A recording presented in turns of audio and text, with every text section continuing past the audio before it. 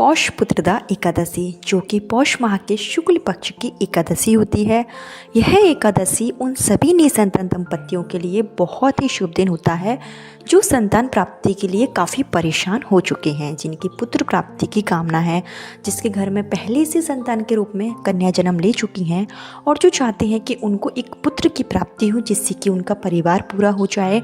और ऐसे कई दंपति होते हैं जिनकी शादी को काफ़ी समय हो जाता है, 5 साल 10 साल या उससे भी अधिक हो जाता है, और वो संतान सुख से वंचित हैं। उन्होंने कई उपाय कर लिए, कई पूजा पाठ कर लिया है, और अभी तक अगर आपको संतान का सुख प्राप्त नहीं हुआ है तो पौष माह के पुत्रदा एकादशी, जो कि आने ही वाली है, और यह दिन बहुत ही महत्वपूर्ण दिन होता है। वैसे तो सभी एकादशियों का विशेष महत्व है। हिंदू धर्म में एकादशी एक बहुत ही शुभ तिथि मानी जाती है, लेकिन जो पुत्रदा एकादशी होती है ये साल में 2 बार पड़ती है। एक होती है श्रावण मास की पुत्रदा एकादशी और एक होती है पौष माह की पुत्रदा एकादशी। ये दोनों ही एकादशी संतान प्राप्ति के लिए बहुत ही शुभ दिन मानी जाती है। संतान प्राप्ति के लिए पौष पुत्रदा एकादशी निसंतान दंपतियों के लिए वरदान है। अगर आप इस दिन कुछ सरल सा उपाय कर लेते हैं और अगर आप इस दिन निष्ठा भाव से व्रत रखते हैं तो निश्चित रूप से संतान प्राप्ति के योग बनते हैं। आपकी कुंडली में किसी भी तरीके की बाधाएं होती हैं, जो भी दोष होता है आपके ऊपर, पितृदोष है या किसी भी तरीके का कोई दोष है, तो पुत्रदा एकादशी के दिन किया गया यह उपाय आपको इन सभी दोषों से मुक्त करेगा और आपके मनोवांछित आपको संतान की प्राप्ति ज़रूर होगी। अगर आपके घर में बच्चों को लेकर काफ़ी आप परेशान हो चुके हैं, बच्चे नहीं हो पा रहे हैं, किसी ने कोख बंधन कर रखा है, बार बार मतलब मिसकैरेज हो जाता है, गर्भधारण होता है, उसके बाद बार बार 2 से 3 महीने में ही अगर मिसकैरेज हो जाए और इस तरीके की कोई परेशानी है अगर आपके जीवन में, तो आप पौष माह के शुक्ल पक्ष की पुत्रदा एकादशी के दिन व्रत जरूर रखें। व्रत पति पत्नी दोनों को मिलकर ही रखना चाहिए। अगर आप व्रत रखते हैं तो इसका संकल्प आप सुबह ही लेंगे, और जो भी आप उपाय करेंगे वो उपाय आप पूरे विश्वास और निष्ठा के साथ कीजिए। जो एकादशी का दिन होता है वो श्री हरि विष्णु को समर्पित है।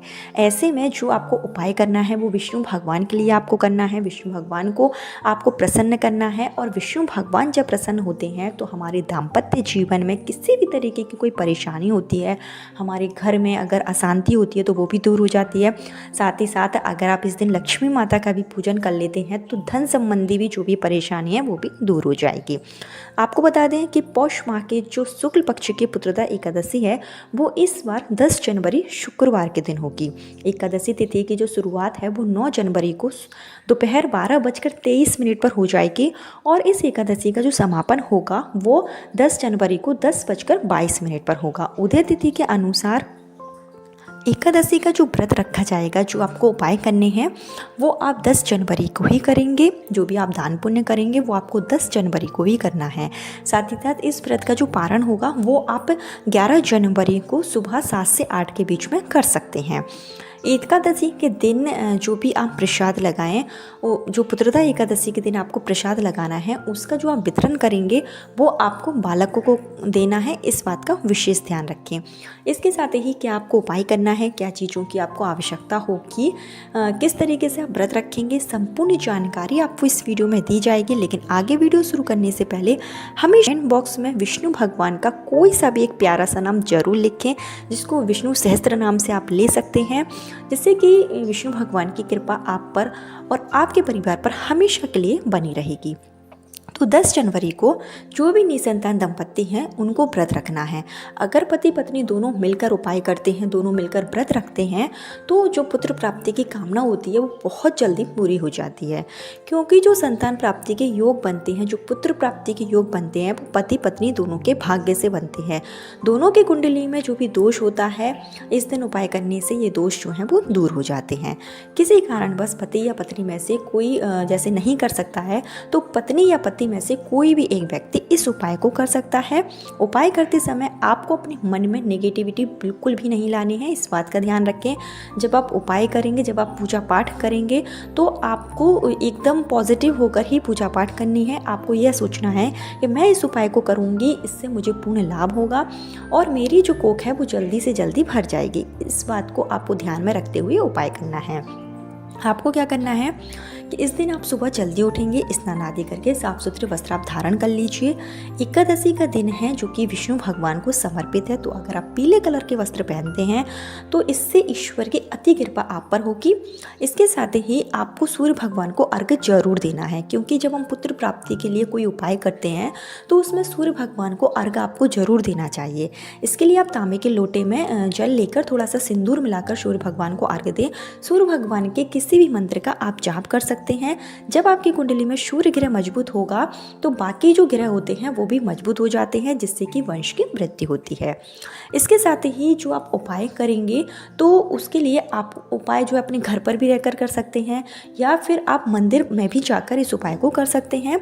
उपाय जो आप करेंगे वो आप सुबह के समय करेंगे, इस बात का ध्यान रखें, क्योंकि इस दिन बहुत ही दुर्लभ योग बन रहे हैं। इस दिन 2 ऐसे योग बन रहे हैं जो बहुत ही शुभ हैं।